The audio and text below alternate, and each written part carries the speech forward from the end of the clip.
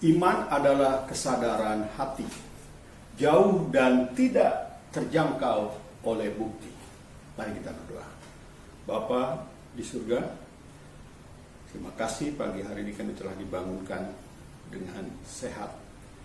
Kami hendak membaca firman-Mu, bimbing kami dengan Roh Kudus-Mu, agar kami dapat memahami kehendak-Mu. Dalam nama Yesus kami berdoa. Amin. Shalom, selamat pagi, senang berjumpa kembali dengan saudara-saudara.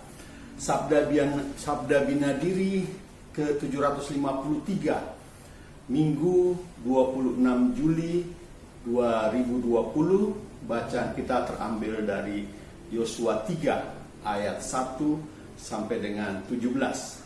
Saya memberi judul renungan ini, Jadilah Saksi Iman.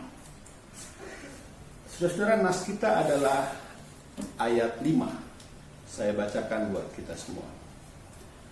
Yosua 3 ayat 5. Berkatalah Yosua kepada bangsa itu, kuduskanlah dirimu, sebab besok Tuhan akan melakukan perbuatan yang ajaib di antara kamu. Saudara-saudara terkasih, ayat 1 mencatat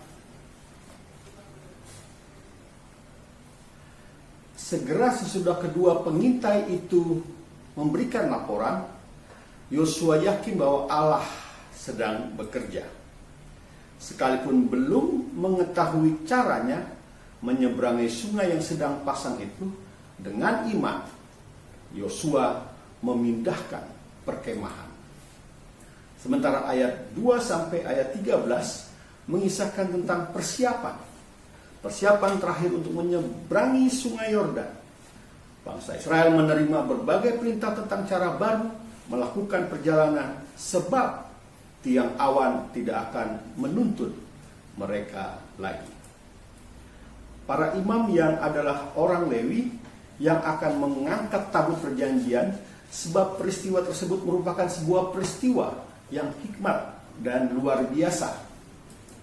Dalam pada itu ayat 14 sampai ayat 17, ayat terakhir bacaan kita, ayat 17, memuat kisah penyeberangan seluruh bangsa itu.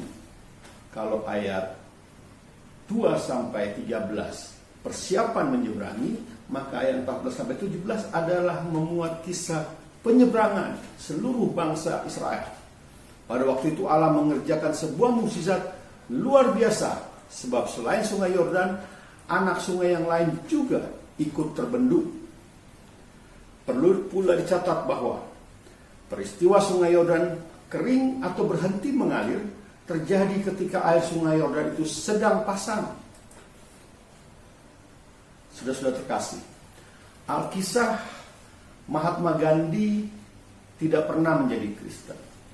Namun ia pernah membuat pernyataan bahwa kita, saudara dan saya, pengikut Kristus, harus memikirkan hidup dengan baik.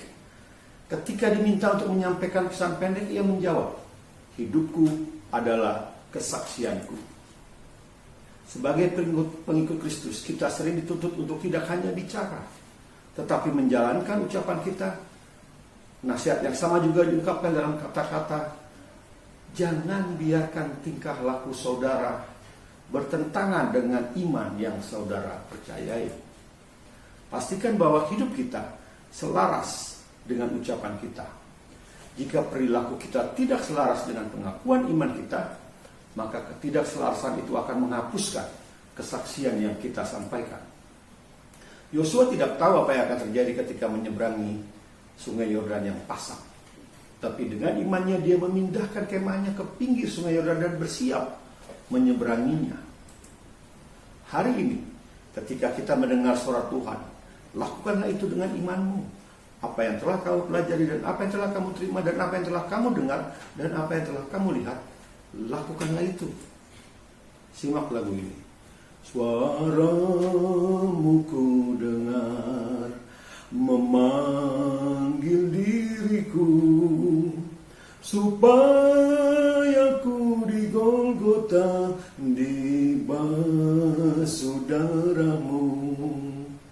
Aku datanglah Tuhan padamu, dalam darah-Mu kudus, sucikan diriku.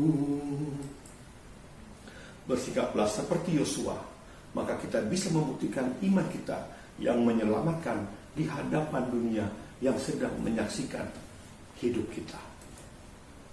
Saudara-saudara, saya telah sampai di akhir renungan. Ingatlah pesan hari ini. Iman melihat apa yang tidak dilihat oleh mata dan mempercayainya. Amin. Kita berdoa. Terima kasih Engkau mengingatkan kami ya Tuhan, untuk kami selalu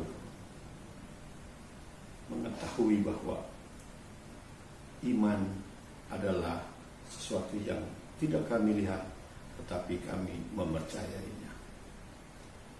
Dalam nama Yesus kami berdoa. Amin. Salam sehat, Tuhan memberkati saudara.